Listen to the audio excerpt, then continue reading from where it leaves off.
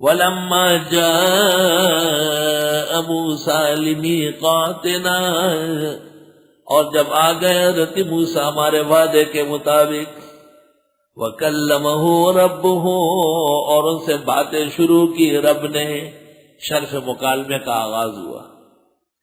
قَالَ رَبِّ أَرِنِي أَنظُرْ إِلَيْكَ، موسیٰ علیہ السلام جوش میں آئے، کہا مولا کریم ذرا دکھا دیں آپ کس طرح ہے۔ ہر روز بات چیت ہوتی ہے، ہر ذرا ذات جل جلالہ کا وجہ اقدس دکھا دے۔ قال لن ترانی، اللہ نے فرمایا ہرگز مجھے نہیں دیکھ سکو گے، ولکن انظر الی الجبل، لیکن دیکھ لیجئے سامنے پہاڑ کو، فإن استقر مکانہ فسوف ترانی، ایسے لاڈلے پیغمبر ہے، سمجھانے کے لیے کہے موسیٰ نہیں دیکھ سکتے، کیا مطلب ہے؟ یعنی میں نے دکھانا نہیں آپ کو۔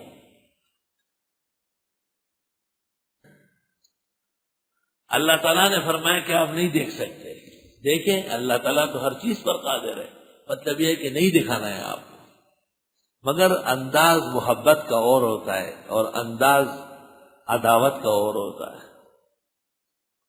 ایک ہی بات دو پیرائے میں ہوتی ہے، ایک پیرائے میں اس کے ساتھ سلسلہ محبت قائم رہے گا۔ اللہ تعالیٰ ہمیں وہ انداز نصیب فرمائے، بہت مشکل ہے، وہ دل پر لات رکھنی پڑتی ہے۔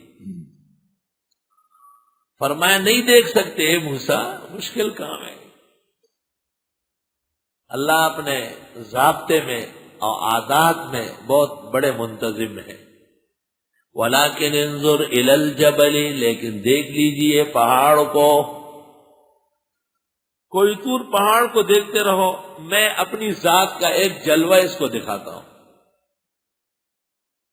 اگر ذات کا جلوہ یہ برداشت کر سکا تو پھر آپ اس سے بڑھ کر مضبوط ہے، آپ برداشت کر سکیں گے۔ اور اے موسیٰ کہیں ایسا نہ ہو کہ میرے جلوے سے راکھ ہو جاؤ۔ محبت کا کمال جب حاصل ہوتا ہے تو بعض اوقات محب اس میں ختم ہو جاتا ہے۔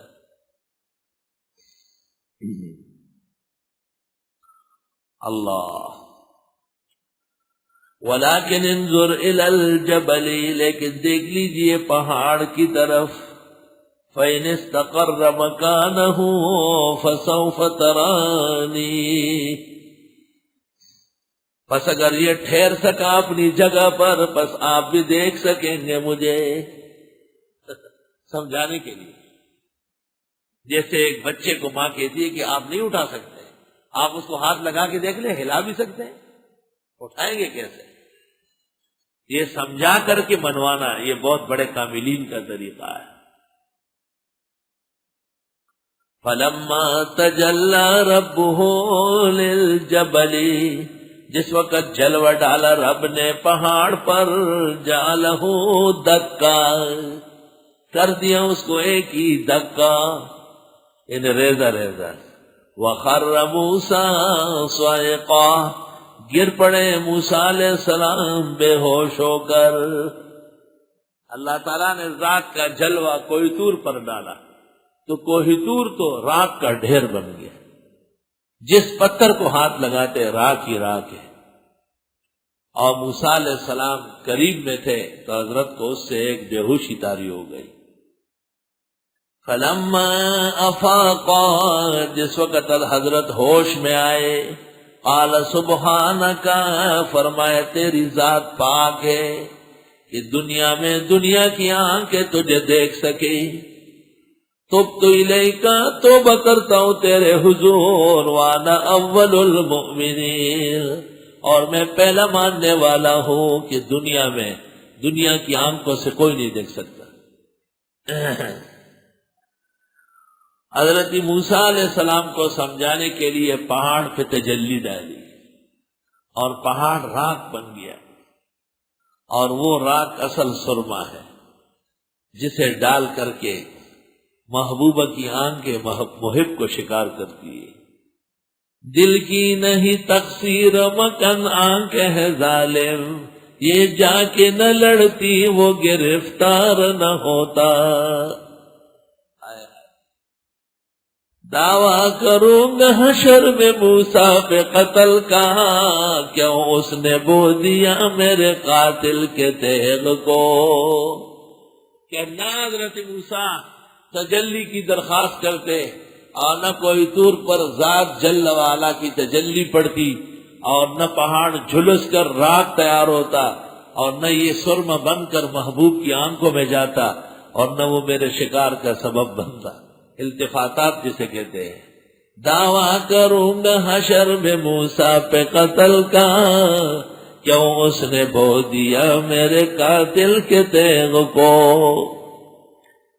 اور ایک بے ادب شاعر نے کہا ہے، موسیٰ ز ہوش رفت بیک جلوہ صفات، موسیٰ ز ہوش رفت بیک جلوہ صفات، تو عین ذات می نگری در تبسمی۔ کہ موسیٰ علیہ السلام تو ذات کی صفت کے ایک تجلی سے بے ہوش ہو کے گرے، اور حضرت صلی اللہ علیہ وسلم اللہ تعالیٰ کو دیکھ رہے تھے اور ہنس رہے تھے۔ اور تو حضرت عائشہ سے بے خبر ہے جاہل شاعر، جس نے کہا ہے ثلاث من تکلم بواحدۃ منہن فقد اعظم علی اللہ الفریا، من قال ان محمدا رأى ربہ۔ اس لیے میں نے کہا گستاخ شاعر، بے ادب۔ اللہ خر یخر کے معنی ہیں گرنا، یہ نہیں کہ جی خر تو عیسیٰ علیہ السلام کا تھا۔ وہ بابا وہ خر فارسی کا ہے اور پشتو کا ہے۔ خر عیسیٰ گرب مکہ روز چوہ بیائد ہنوز خر باشا، او د مکی پا بزرگئی کے اس شک نشتا ہو ولی خر باجی نشی پا تواو۔ اور یہ خر یخر فعل ہے۔ حضرت موسیٰ علیہ السلام گر گئے بے ہوش ہو کر۔ اللہ تعالیٰ بچانے والے ہیں۔ پہاڑ کتنا بڑا ہے اور وہ جھلس گیا، اور حضرت صرف تھوڑی دیر کے لیے بے خود ہو گئے۔ قال یا موسیٰ، حق تعالیٰ نے کہے موسیٰ انی اصطفیتک علی الناس برسالاتی و بکلامی، میں نے چنا ہے آپ کو لوگوں پر رسالت دے کر اور اپنا کلام کر کے۔ یہ کچھ کم اعزاز آپ کو دیا ہے۔ فخذ ما آتیتک وکن من الشاکرین، بس لیجئے جو میں تم کو دیتا ہوں اور ہو جائیں شکر گزاروں میں سے، اور چیزیں مت مانگے۔ وَكَتَبْنَا لَهُ فِي الْأَلْوَاحِ مِنْ كُلِّ شَيْءٍ، لکھ دیا ہم نے ان کے لیے تختیوں میں ہر چیز، موعظۃ و تفصیلا، نصیحت اور بیان، لکل شیء فخذها بقوہ، لیجئے مضبوط، احکام مضبوط لے، اور یہ سیکھے اور مرتے دم تک بھولے نہیں، شریعت کے احکام مضبوط پکڑے۔ وَأَمُرْ قَوْمَكَ يَأْخُذُوا بِأَحْسَنِهَا، کہے لوگوں سے وہ آ کے لے لے احسن العلوم سے۔ ویک گل جانئی دچایا دیگی، لال جرا والی شاباز گڑے تدرا زنا۔ گل جانئی اولیٹ ہم آگے بڑھے رخ مجلس کو لدارس تو بڑے شو ہوا چتتلا نا نچچا مورتے راشن ہوئے بے کہ گل جانئی دچایا دیگی اور لال جرا والی شاباز گڑے تدرا زنا۔ شاباز گڑی قبرستان کے لوی اگت کا ورد۔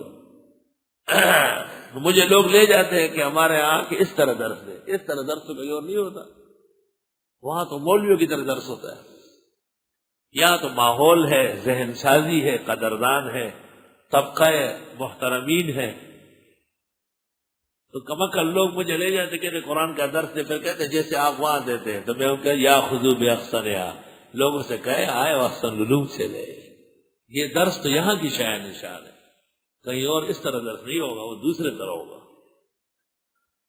اللہ پس لیجئے پوری طاقت سے اور کہے اپنی قوم سے لے اس کے بہترین احکام۔ الحمدللہ، احسن العلوم، احسن المدارس، احسن الدراسات، احسن المقاصد، اللہ نے تمام محاسن جمع کیے۔ یا خذو باحسنہا، یا تو یہ کہ دین سارا کا سارا احسن ہے، اور یا یہ کہ اللہ تعالیٰ نے آسان احکام دیے ہیں، جو مشکل نہ مانے جانے والے وہ ہٹا دیے ہیں، اس لیے فرمایا یا خذو باحسن۔ یہ فقہی بات ہے کہ عزیمت لینا ضروری ہے یا رخصت، دونوں قول ہے۔ جیسے روزے کے اندر عزیمت لینا ضروری ہے، مسافر و بیمار روزہ رکھ لے تو بہتر ہے، اور نماز کے اندر رخصت لینا ضروری ہے، یعنی 2 پڑھنا ضروری ہے، 4 مسافر نے پڑھے گناہگار ہو جائے۔ ایک اور بات بھی اس درمیان میں ہے،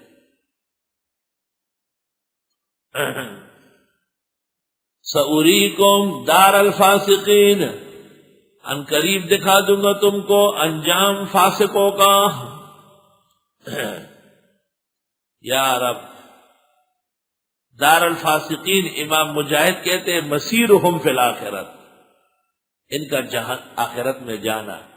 حسن بصری کہتے ہیں دار الفاسقین سے مراد جہنم ہے۔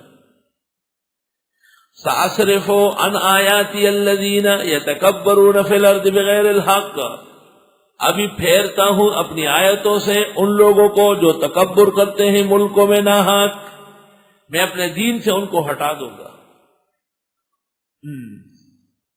ذُنُّونِ مصری نے کہا ہے، ذُنُّونِ مصری وہ بزرگ ہے جن کے پاس امام شافعی دعا کے لیے گئے تھے کہ آپ میرے لیے دعا فرمائیں۔ ذُنُّونِ مصری، بعض لوگ کہتے ہیں امام شافعی جو مصر گئے ہیں ان سے ملنے گئے تھے۔ اب اللہ، ذُنُّونِ مصری کہتے ہیں اب اللہ، انکار کیا اللہ نے، ان یکرم قلوب البتالین، کہ عزت دے اہل باطل کے دلوں کو، بمکنون حکمت القرآن، قرآن کریم کے سربستہ حکمتوں سے۔ اب اللہ ان یکرم قلوب البتالین بمکنون حکمت القرآن، تفسیر مدارک جلد 2 صفحہ 146۔ ابھی پھیرتا ہوں اپنی آیتوں سے ان لوگوں کو جو تکبر کرتے ہیں ملکوں میں ناحق۔ وَإِن يَرَوْا كُلَّ آیَةٍ، اور اگر یہ دیکھ بھی لے ہر نشانی، لا یؤمنوا بها، ایمان نہیں لا سکتے اس پر۔ وَإِن يَرَوْا سَبِيلَ الرُّشْدِ، اور اگر یہ دیکھ لے ہدایت کا راستہ، لا يَتَّخِذُوهُ سَبِيلًا، نہیں بناتے اس کو راستہ۔ وَإِن يَرَوْا سَبِيلَ الْغَيِّ، اور اگر یہ دیکھ لے گمراہی کا راستہ، يَتَّخِذُوهُ سَبِيلًا، اختیار کرتے اس کو راہ و رسم۔ ہدایت تو توحید و سنت ہے، اس کا نام سنتے ہی بدعتی خفا ہوتا ہے، اور گمراہی و ضلالت کے راستوں کو انہوں نے اپنائے۔ ذالک بانہم کذبوا بآیاتنا، یہ بوجہ اس لیے کہ انہوں نے تکذیب کی ہماری آیتوں کی، وکانوا عنہا غافلین، اور ہے یہ اس سے بے خبریں۔ والذین کذبوا بآیاتنا، اور وہ لوگ جنہوں نے تکذیب کی ہماری آیتوں کی، ولقاء الآخرۃ، اور آخرت سے ملنے کی، حبطت اعمالہم، حبط ہو گئے ان کے عمل، هل یجزون الا ما كانوا یعملون، نہیں سزا دی جائے گی ان کو مگر ان کے کیے کی۔